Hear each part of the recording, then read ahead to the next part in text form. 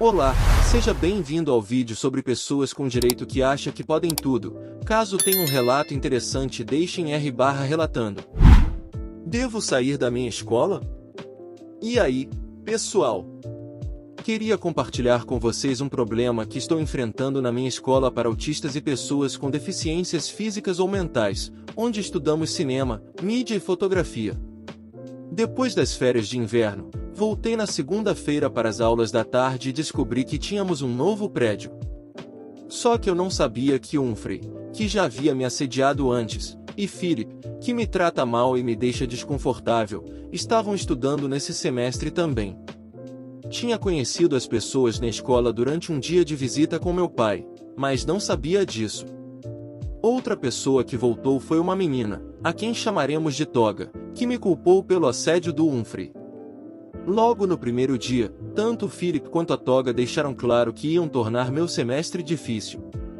A Toga mudou de aula no mesmo dia depois de um mês de aulas já definidas, e depois mudou novamente no dia seguinte, só porque queria estar na mesma aula dos amigos.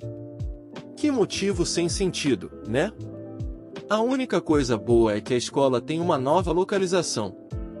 Então, nosso local anterior era em um prédio que não possuíamos completamente, mas alugávamos, e acho que depois de problemas com o novo responsável pelo prédio, conseguimos um novo prédio.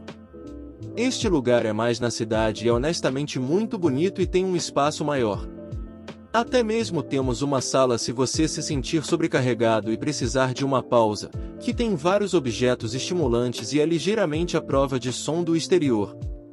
Mas o lugar em si não é tão legal. Há pessoas sem teto por toda parte, o que não seria um problema, pois tínhamos algumas pessoas sem teto morando no parque perto de nosso antigo prédio, mas essas pessoas não são muito amigáveis, de forma alguma.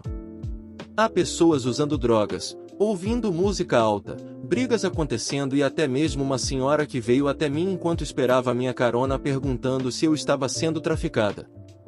Além disso, devido à nova localização, tenho que refazer toda a minha configuração de transporte, o que é chato porque os motoristas de táxi da empresa parecem tão irritados comigo por me deixarem em um lugar tão estranho, como se eu tivesse escolhido o lugar. Este dia foi o pior dia e foi apenas o terceiro dia do novo semestre. Então, a empresa de transporte disse que ligaria para mim ou para os meus pais para me avisar quando eles me buscariam.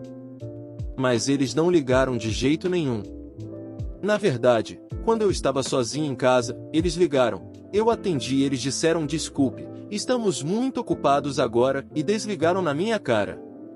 Eu comecei a ter um ataque de pânico completo, sem saber o que fazer porque eu deveria estar lá em um horário muito específico, senão eu seria trancada do lado de fora sem ninguém para me buscar. Então, eu olhei pela maior janela da casa e vi meu táxi começando a ir embora. Eu literalmente corri para fora quase descalça até eles pararem e eu pegar minha bolsa, quase esquecendo meu objeto de conforto como sempre faço. Eu entrei e a motorista parecia brava comigo pela minha aparência. Eu estava com marcas de lágrimas e pálida, respirando com dificuldade porque estava tentando parar o ataque. Ela não me ligou para me avisar que estava lá, então como eu deveria saber que ela estava lá?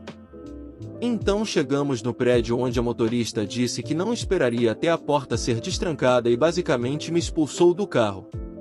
Eu liguei para minha mãe, encostei nas costas na parede, olhando para todos os ângulos da rua, tremendo. Felizmente não esperei muito, mas minha ansiedade estava tão alta que eu não conseguia respirar e me senti muito mal.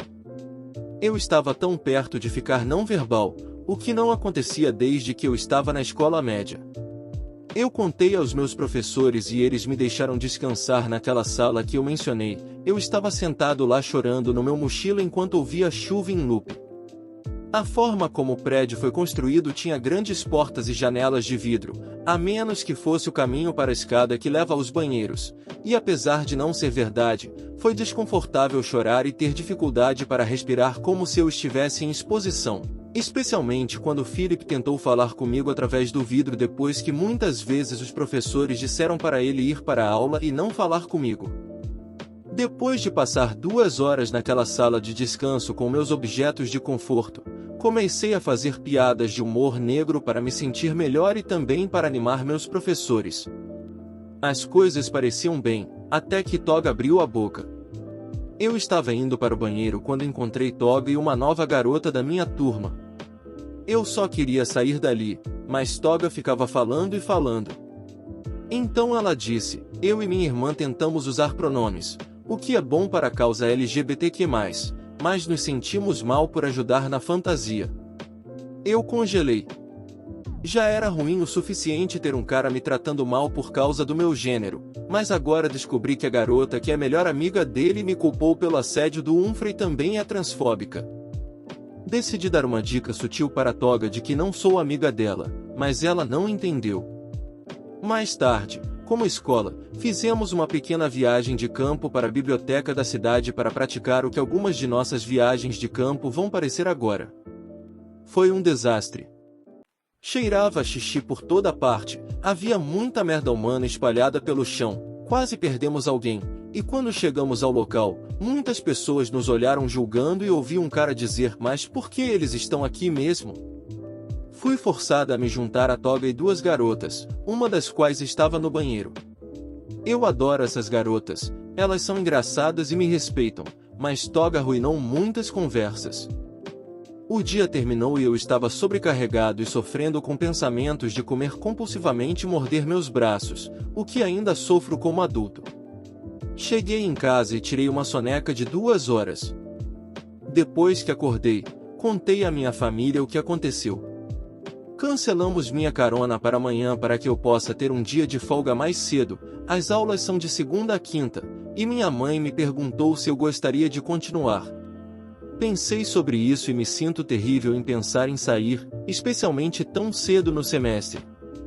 Eu amo o que estou aprendendo e meus professores são incríveis, e tenho pessoas boas de semestres anteriores e deste que adoro e amo ser amigos. Mas a área me dá tanto estresse, as caronas nunca chegam no horário nos dias de hoje e há uma chance de eu ter que faltar um mês para uma reunião para resolver o problema em questão, e apenas as pessoas que se apegam a mim não entendem que eu não quero lidar com eles na minha vida. Estou com muito medo de um dia explodir e gritar com Humphrey, Philip ou Toga e ser vista como uma pessoa ruim porque parece que ninguém mais tem problemas com eles. Mas tio, não é meu tio de verdade.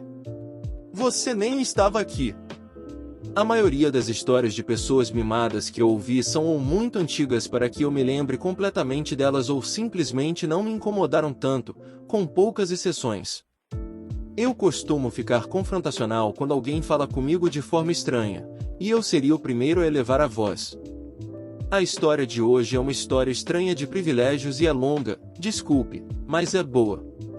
No final de 2018, eu estava dirigindo para o norte em uma pequena estrada de campo com 2 faixas, uma faixa para cada direção, quando uma moto renegada escorregou e se encaixou perfeitamente sob o para-choque dianteiro do meu carro.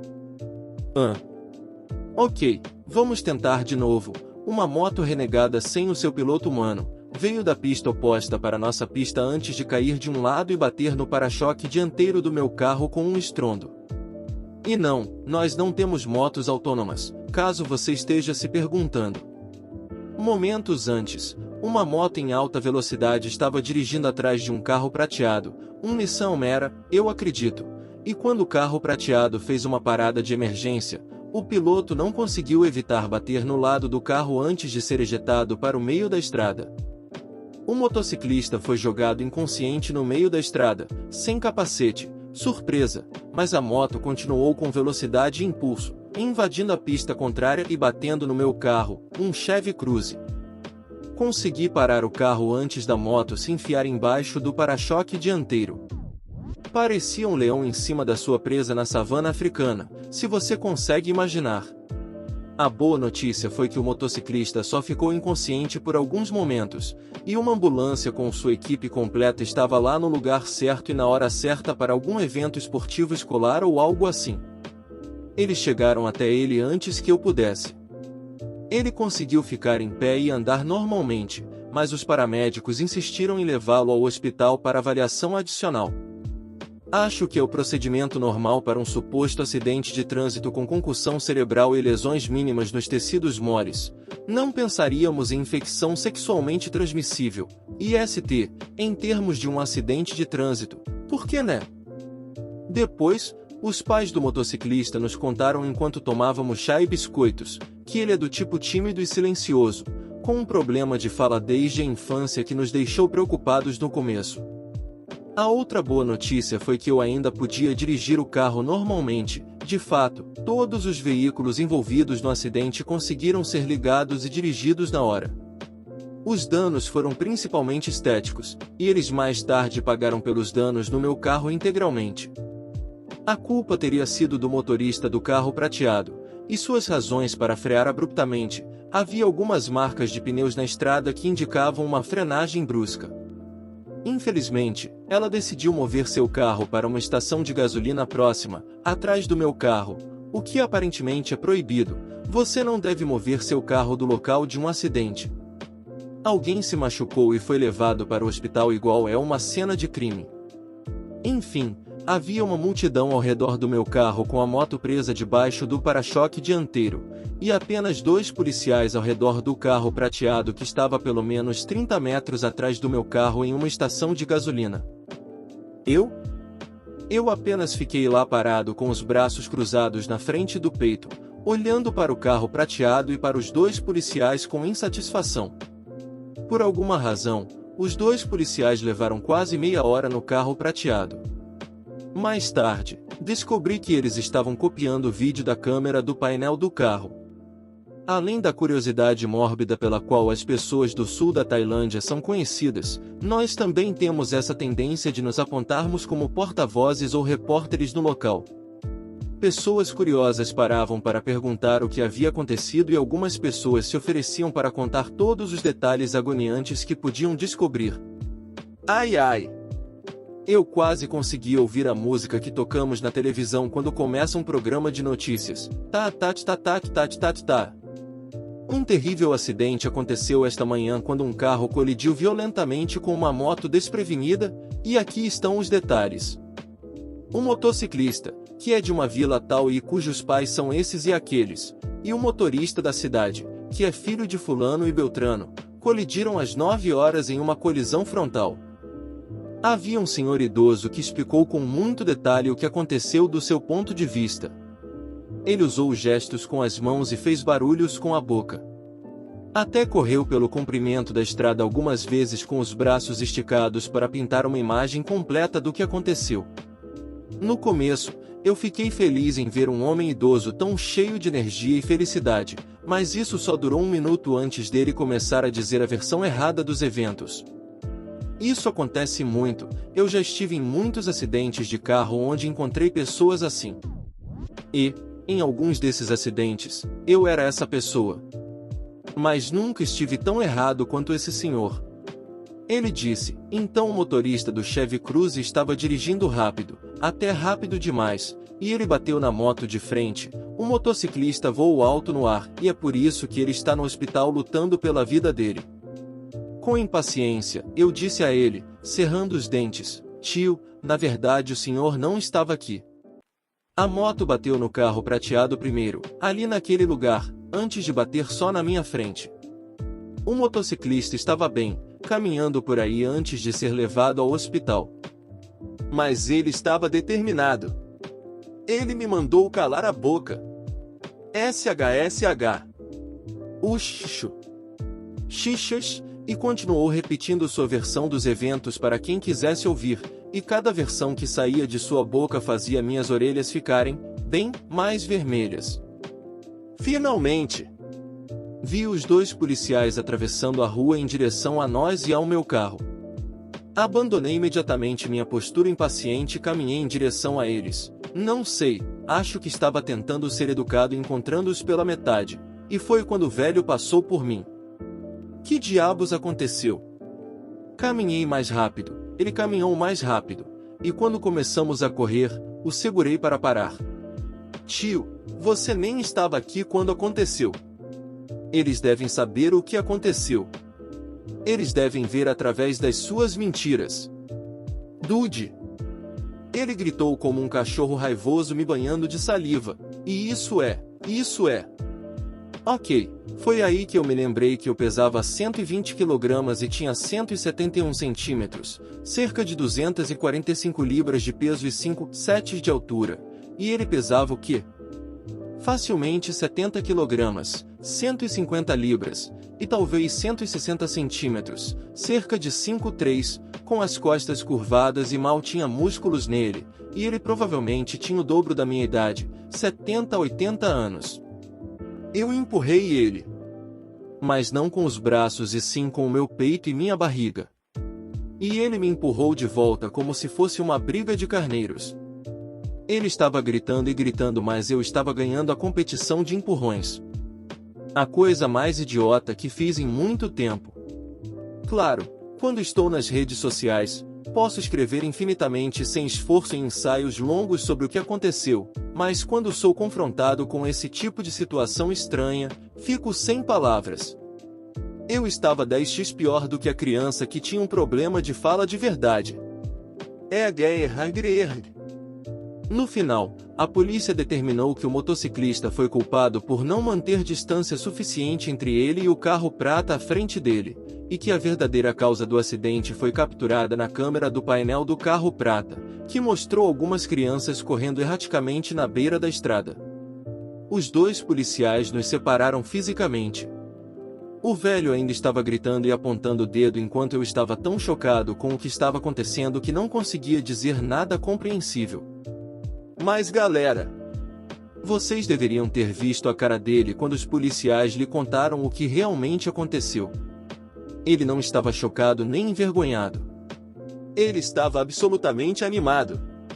O rosto dele se iluminou quase como um jornalista que conseguiu o furo de sua carreira antes de qualquer outra pessoa ou como uma criança que estava aprendendo algo novo e mal podia esperar para ensiná-lo aos outros.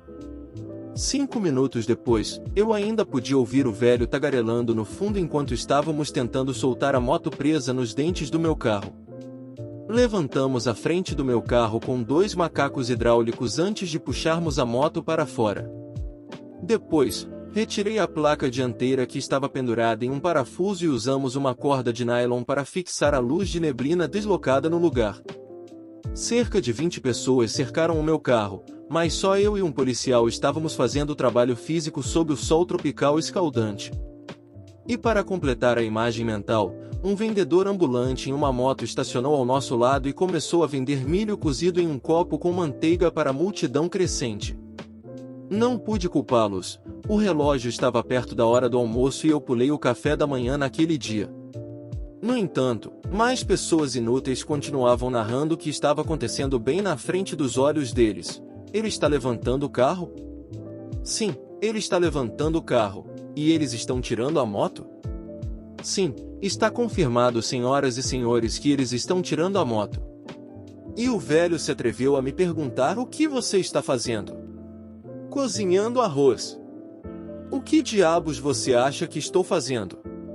Eu tentei ignorá-lo, de maneira rude, porque tinha muitas coisas na minha mente para arrumar outra briga com um velho maluco que não tinha nada mais para fazer. E quando eu fui embora, vi pelo retrovisor ele levantando ambos os braços no ar, provavelmente descrevendo uma explosão nuclear ou algo assim. Fim. Ou era o que eu pensava. Uma Karen com a mania da superioridade tentou me empurrar para fora do trem porque estava muito lotado. Para dar um pouco de contexto, o sistema de metrô da minha cidade é ótimo. Por apenas R$ 0,87, R$ 0,54 por viagem se você carregar um cartão especial com 12 delas, você pode ir de qualquer ponto da cidade para qualquer outro ponto. Algumas estações são mais lotadas do que outras. Eu precisava trocar de trem para chegar onde eu precisava. Existem diferentes linhas, que podem ser acessadas a partir de diferentes estações, que são conexões entre essas linhas. Eu precisava ir da linha 1 para 2. A conexão entre elas era uma escada rolante, um túnel e escadas ou um elevador. Então, sem mais informações inúteis, vamos lá, o elenco: eu, Karen, pessoa normal, PN para abreviar. Então, eu estava indo para a linha 2, a estação de conexão que eu ia geralmente é bem lotada, mas dessa vez não estava, Vindo da linha 1 e depois de descer a escada rolante, eu vi a Karen se empurrando pela multidão e na minha cabeça eu pensei que porra é essa? Então eu fui esperar o trem, chega a cada 8 a 15 minutos. 3 minutos depois, ele chegou, as primeiras pessoas saíram e depois você pode entrar. Quando eu tentei entrar, fui empurrado e acabei esbarrando no MP. Claro que a Karen foi quem me empurrou e eu gritei senhora, que porra é essa? Ela disse, está muito cheio, não posso deixar você entrar. Ela deixou entrar umas 10 pessoas antes de mim, mas me empurrou do trem e ele nem estava lotado. O MP perguntou por que eu esbarrei nele assim e eu disse aquela senhora me empurrou do trem. Então ele disse eu vi ela fazendo algo. Depois disso, eu vi algo que quase me fez começar a rir alto. A Karen caiu do trem ao tentar empurrar outra pessoa, eu entrei, e as portas se fecharam na cara dela. Ela começou a bater no trem, mas ele foi embora, deixando ela esperando pelo próximo. Obrigado por assistir, deixe sua opinião sobre os relatos nos comentários, esse vídeo foi feito com muito carinho, muito obrigado.